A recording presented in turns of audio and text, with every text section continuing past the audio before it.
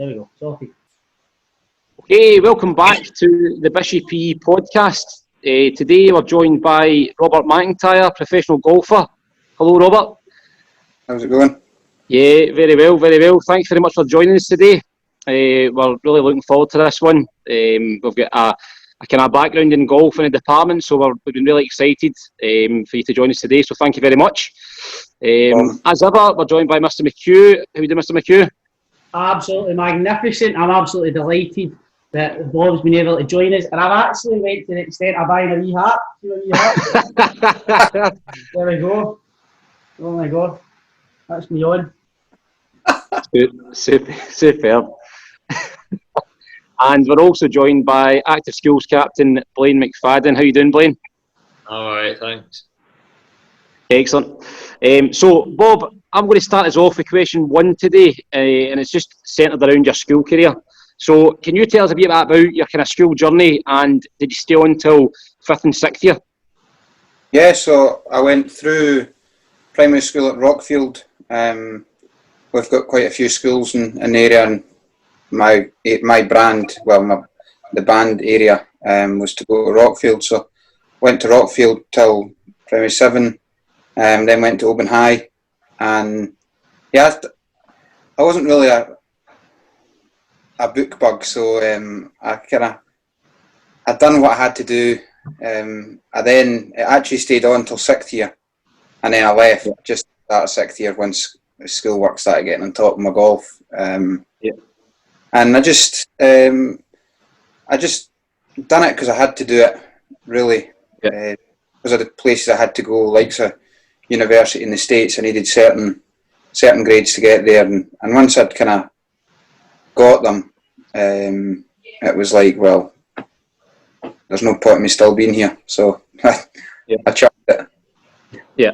Did you find it quite difficult? Obviously, we know how long it takes for a sort of round of golf, but did you find it quite difficult having to fit that in around your school? No, I was lucky. My dad's the head greenkeeper at my local club. I live on the golf course. The school's literally 5 minutes, 10 minutes walk from the golf course. So as soon as I finished school, I would just, even in winter time, I would literally finish school, straight to the golf course, whether it was hit balls at the range or in the summertime, go and play 18 holes with one of my pals. Mm-hmm. It was quite easy for me, luckily where I was brought up. Yeah. Brilliant. Okay, Blaine. Did you have any favourite subjects in school or any role models? I did have a few favourite subjects. The ones I was half decent at, obviously PE being one of them, because I'm fairly sporty with football, shinty, golf, and then the other one was craft and design, just because if I wasn't going to be a golfer, I was going to be a joiner or some sort of builder. So just something that I can kind of do practical wise, I really enjoy. Yeah. What would your teacher's perception of Mr MacIntyre be?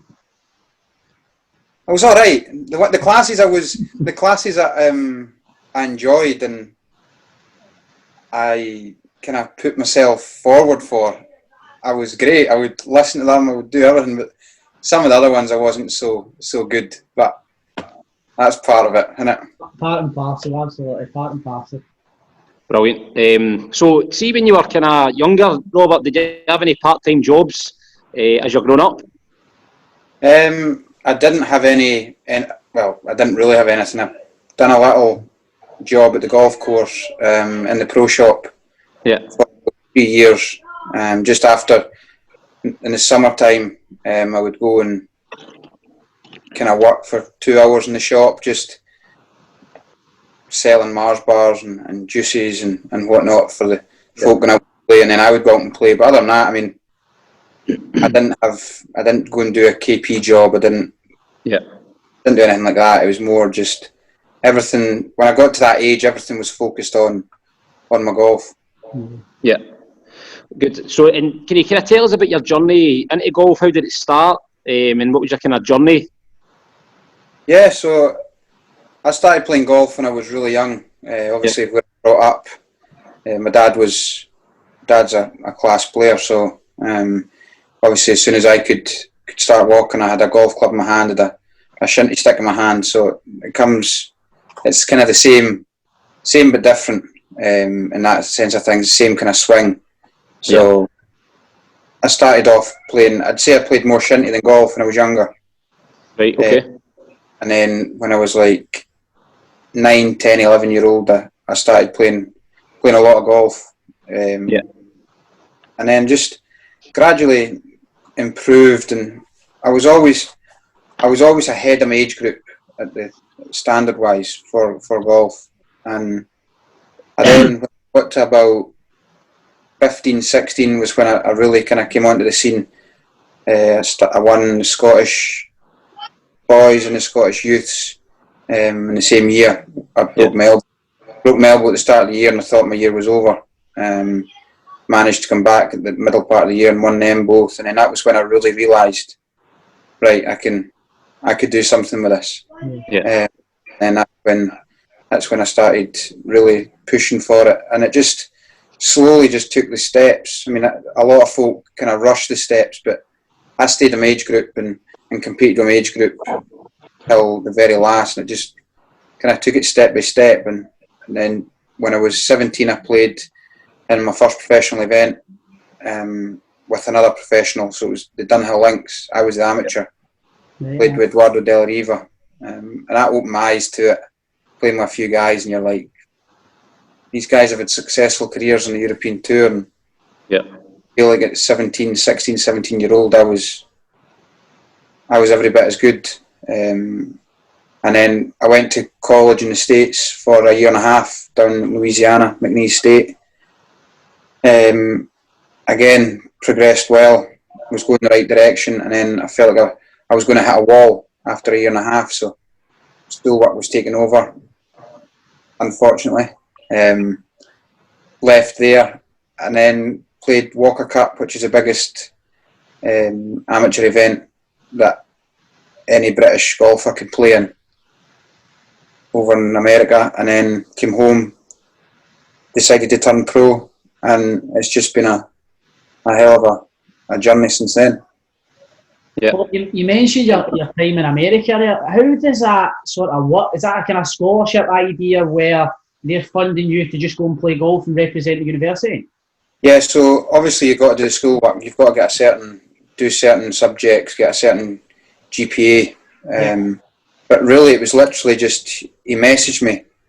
He watched us play at the European teams. There's all the college coaches are there, just because I try to find the next big star that can boost their program.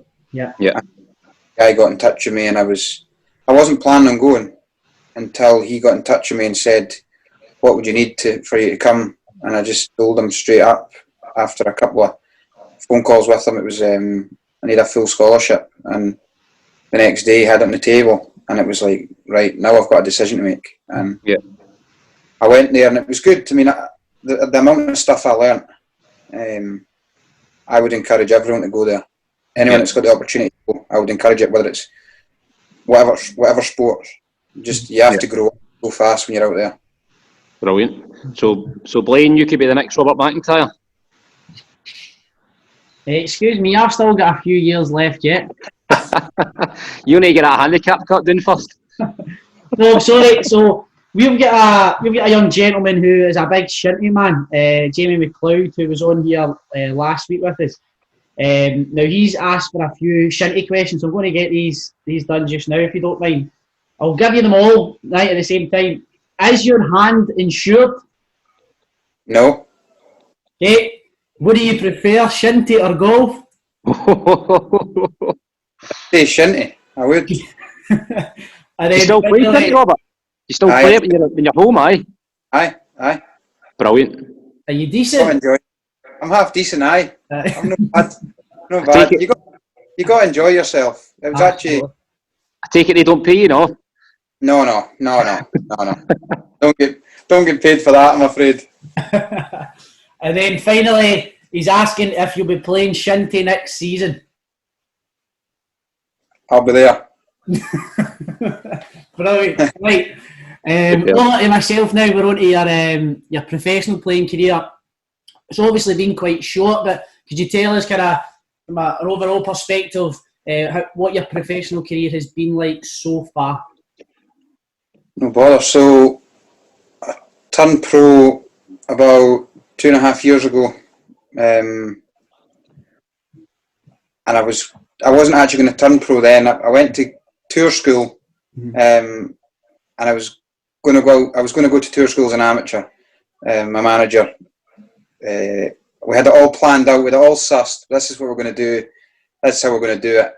And then I phoned him up one day and I goes, you know what? I was meant to go to the Middle East to prepare 2 events out there before tour school in Spain.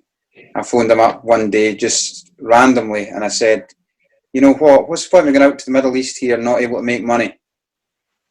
He goes, you're starting to think now. And I goes, well, I think I just might as well go out there as a professional. And so that if I have a good week, I can make money. Yeah. And that's what I done. We ended up turning pro. I finished 3rd in the first event, and then I won the second event. So it was a good decision. Went to tour school.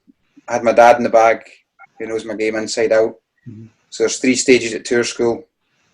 Final stage being the 3rd. I managed to skip first stage with my world amateur golf ranking. Went to second stage. Finished, had a good last round to get into the final stage. Made the cut at final stage, which guarantees you your Challenge Tour card, which is the one below the European Tour. Yeah. And then it's just kind of been a snowball since then. I didn't start my Challenge Tour well. I'd say I made 1 cut out of the first 5. I then changed my caddy. I didn't blame it on him, but I just, again, when things aren't going right, you change things just for a different spark. And then I got another boy in the bag, Greg, and it was just a change in mentality, a change of attitude, and we done well. And then I played in Finland, finished 2nd in Finland. I got beaten in a playoff, which boosted me right up the rankings. I mean, that got me within a look on getting top 15 to get your European Tour card. Yeah. Then didn't do too great the rest of the season up till the second last event, where it's the big money events on the Challenge Tour. I managed to finish 2nd on, well, I got beaten a playoff again in China, which pretty much secured my card. And then went on to European Tour, and I think I've had 2 or 3, well, 1, 2, 3 second places in European Tour events, and then a 6th place at the British Open. Yeah.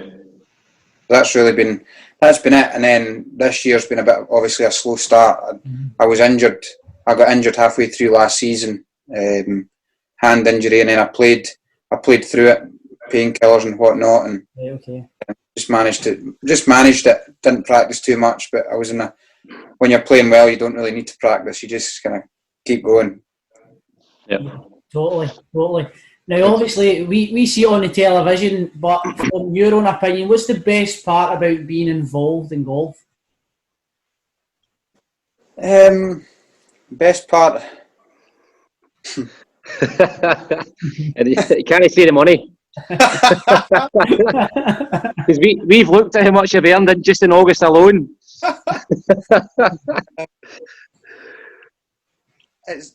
I love inspiring people. That's kind of because of where I'm from and the way I've been brought up. Giving others an opportunity is huge. And being from the West Coast in a small town called Oban, you don't get many opportunities. You've got to have folk behind you that are backing you big time. Yeah. Not financially, but more emotionally. Like my family have just they've given me every opportunity to go and do what I need to do, and I feel like for me, there's going to become a stage where I'm going to start helping folk out in my area to try and give them an opportunity to go and chase a dream that they've always wanted. And for me, that's the biggest part, is you get folk messaging on social media, you're at events and they're wanting your autograph and stuff, and it's just little things like that. You take the time, because who knows, down the line you might be against them, and that might have just pushed them to go and chase something that they've always wanted. That's really interesting. Well, it's a great point, something that we can't echo enough. You know, we find it very difficult, obviously trying to get people here. So, like you say, just wee small things that people are so appreciative. So, thank you. Next question is one that I've sort of come up with. You've obviously played in a range of some excellent golf courses throughout your career. Is there any that in particular that stand out, and why? Loch Lomond. Great course. Yep. And I mean that is one of the best golf courses in the world. Mm-hmm. For me personally, I'm not too far away from it.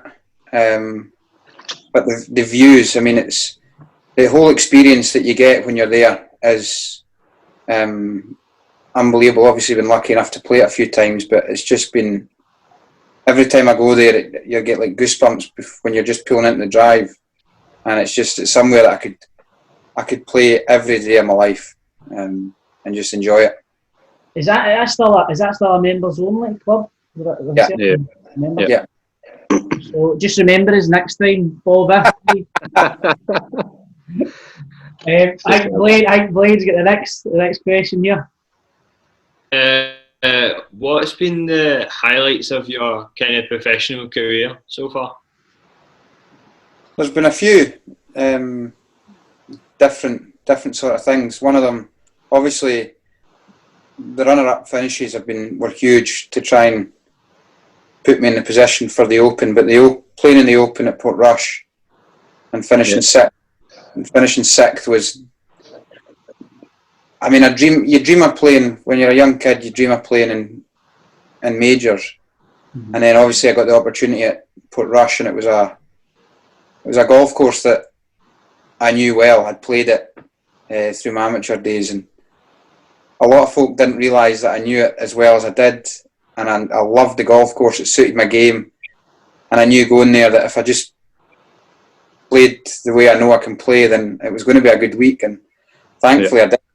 And it was just the atmosphere, everything about it. I had my family over there, and that was, I mean, if I didn't ever play another major in my life, I could walk away from the game and go, I've done something that I've always dreamed of doing. Yeah. Brilliant. Obviously, with highlights, there sometimes becomes low points in your career. Is there any setbacks you've had in your career, and maybe how they've helped you learn from them and grow from them? Really, the only stuff that's really affected me is my injuries. Yeah. When I was an amateur, I broke my elbow playing football. Put me out for half a year.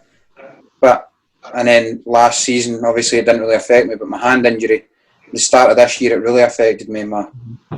I took time out, and I took about 10 weeks off, didn't touch a golf club over the Christmas period. Right. Went and tried warm weather train for a week before Abu Dhabi at the start of the year. And the first day was perfect. I thought, yes, my hand injury's gone.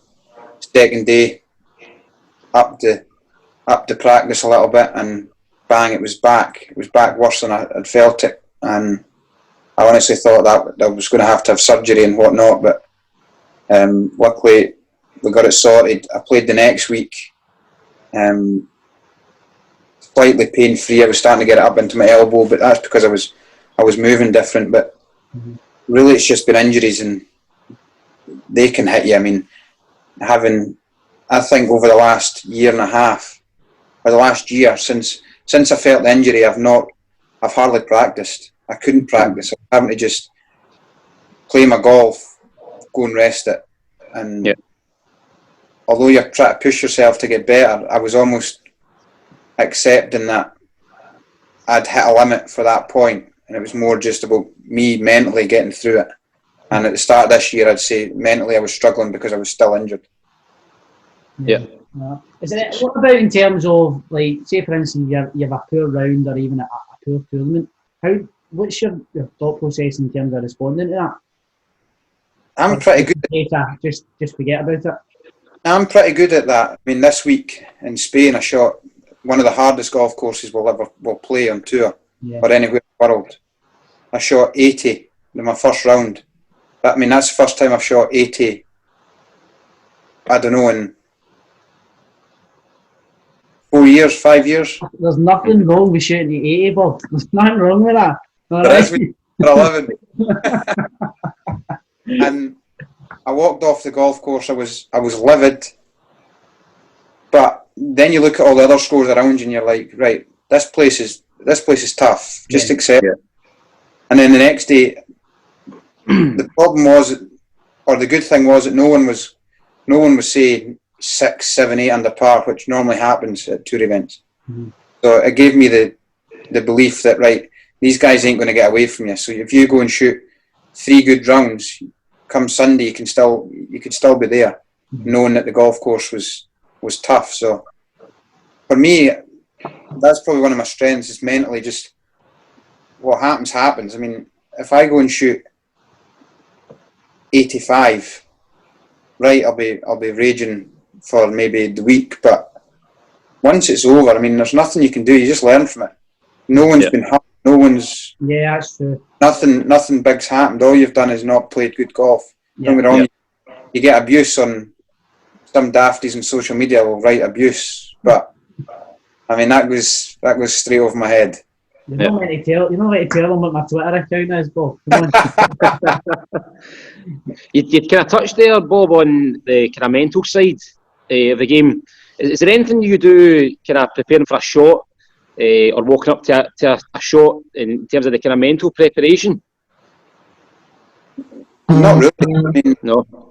Other than under pressure, when you start getting nervy, you've just got to start taking your time, maybe a bit of deep breathing to try and get your heart rate down. But other than that, I mean, you've hit the shots thousands upon thousands of times.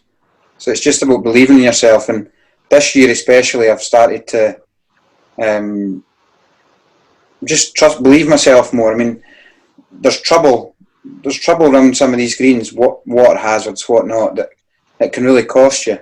But at the end of the day, you've practiced that much to hit a certain shot, and when you're under the gun, I mean, you've got to not think about the danger. You've got to think about what you want to do with that ball. And for me, it's about believing in yourself, back yourself 100%. And obviously, err on the side of caution sometimes, but when it comes to crunch time and you've got to take on a shot, it's not the guys that are scared ain't going to win. It's the guys that believe in themselves and back themselves 100% will come through it.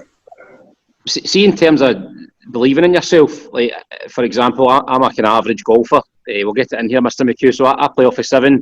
Mr McCue plays off of, is it 13, Mr McCue? I think I've already clarified that.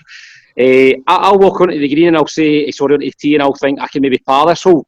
See, every hole you go into, is your belief I can birdie this or better? Yeah. Every hole every hole in a golf course for me is, you try and play it so that you can birdie it. So you try and play the golf course so that you can have 18 birdies. That's ultimately what you're trying to do. Yeah. Pretty much impossible. Yeah. No one's done it yet. But you set up, you make a game plan. It's football or anything. You make a game plan to win the game. And some weeks it's the wrong game plan, and some weeks it's the right game plan. But we try and you play the hole. You set out to play a hole so that you take the least amount of shots. Yeah. And whether you're leading by 5 or behind by 5, it shouldn't really change unless it's a drivable hole, where you might take an extra risk, or you might be more cautious. Yep. Really interesting. Mr. Irvin, are you next question? Yeah, I think you're on question 8 now, Mr McCue. Oh, sorry. Well, just following on the back of that, I was listening to you when you were on the Bunker podcast, I think it was a couple of weeks ago, and you were talking about in terms of getting up to this match fit, is I think what you referred to it as. But how much do you do your training, like hit the driving range compared to an actual full round of golf? For me, I like to spend more time on the golf course. Mm-hmm. So I don't. Yeah. And there's some guys out there that'll just batter balls all day. But for me, I like to just go, and I'd rather play 18 holes than stand in a range for 3 hours It's just the style of golf that I play. I like to move the ball a lot. So for me, it's you've got to go out and see the shots rather than stand on range where it's the one direction of wind and whatnot. Yeah. So yeah, I just like to go out there and play the game rather than worry about numbers and whatnot. Just go and see shots, hit shots, and the main thing for me is enjoy myself. Yeah. If I'm enjoying my golf, then I'm a dangerous man. That's a bit like myself, to be honest with you. The next question is directly about me. So, any advice for a 13 handicap or golfer to work on and improve my game so that I can lower my handicap? Because I reckon I'm probably going to get and shoot 68 this Saturday. The main things, don't try and swing out your boots. Don't try and hit the driver as hard as you can, and just work on your. If you're going to practice on something, just go and chip and putt. That's where your average golfer will lose so many shots, is missing from 3-4 feet, and just not getting up and down from simple things. Just try and get the ball on the ground as soon as you can around the greens and make life easier for yourself rather than trying to hit a 58 degree from 3 yards off the green when you could putt it or bump and run it. Yeah. Fair enough. And see if that doesn't work, it'll be the Dafties on Twitter. It'll be me. Well, but I was just interested to find out, talking about handicaps, obviously you become professional, you don't have a handicap anymore, but what would you say kind of would be a good kind of benchmark for your handicap now, if you were still playing?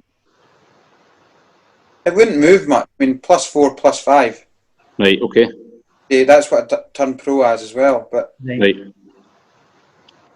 I'd say the same, +4, +5. It's just about doing it more often now. Yeah. Yeah. Rather than hot and cold, it's about just doing it week in, week out. Yeah. Excellent. Blaine, I think you've got the next question, pal. What advice would you give to like younger golfers that are trying to get into golf when they're older? So if you've not been playing it when you're young, the main things go with pals, go and play golf with pals, and if there's a few years that are playing it, it's more enjoyable. And that's the main thing for me. I think younger guys find golf boring. There's not enough kind of action in it, and they're out there on their own. I mean, I struggled last year with being out in tour mode. We changed a few things middle of the year to start enjoying golf again, and that's the main thing. Just going out and enjoying it. You can't. If you don't enjoy something, you don't do it. It's like anything other than school. If you're not enjoying it, you kind of got to go. But on sport-wise, if you're not enjoying it, don't do it. But the main thing is get a group of guys into sport, into golf, and no doubt you will enjoy it. Bob, see, just on the back of that, obviously the current pandemic, I feel as if Scottish golf have got a big opportunity to try and get some of the kids on board. Is there anything that we should do, in your opinion, that we should be doing perhaps as schools, as golf clubs, or a government? What can we be doing? I don't really know. I don't. Up where we are, we've not got many juniors either. But it's the time of the PlayStation and Xbox, and folk aren't wanting to go out and do things. So it's, I don't know. I think it starts at primary school. If you can get them in young and start playing for fun, not get serious at a young age. I mean, go out there and just give the kids, let them whack it about. Obviously be safe, but let them go and whack it. I think you just got to start them younger. Get kids into golf when they're young, and with pals again. They've got to have friends. If an 8-year-old's going to a golf course with his dad, although he'll probably look up to his dad, or it might be a wee young girl that's going there with her mum or whatnot. It's just get 2 or 3 years going with one parent, and I think it's the only way you can move forward and keep kids in golf. Yeah. Yeah, fair enough. Okay, just before we get a finisher, I've actually got a kind of wee personal question that I've just come up with. Obviously, when you're on tour, you don't need to name individuals, but is there anybody that you maybe have had previous experience with who you've really enjoyed playing alongside in the same pairing, and maybe the flip side who you thought, I hope I'm not pairing with him again? There's a few guys that I absolutely love playing with, just because they're fast. They chat in the way. I mean, I love a good chat in the way around. That's why my caddie's got to have good chat. I mean, we chat about anything. Come on, you having flavour. No. This is very fine that what happens on the telly. No. So you literally chat about anything, and for me, it's Hao Tong Lee, the Chinese boy. Right. Okay. Aye. He's off his trolley. He's mental. You've got Alex Norton, the Swede, and Martin Keimer as well. He's aye. Three guys, and then you've got Bernd Wiesberger. I'd say there's four guys that are just obviously great players, and I could just play. I play with freedom and enjoy it, and I play well when I'm out with them guys. Who don't I like playing with? How long have we got? Everyone's probably seen it on my Twitter from the other week, but slow golfers, anyone that's slow. Just, there's a few. How long does a round take on average, like the kind of professional level, Robert? 3 balls, so Thursday, Friday, it's minimum. It's about 5 hours normally. Is that aye? 4 hours 45, 5 hours.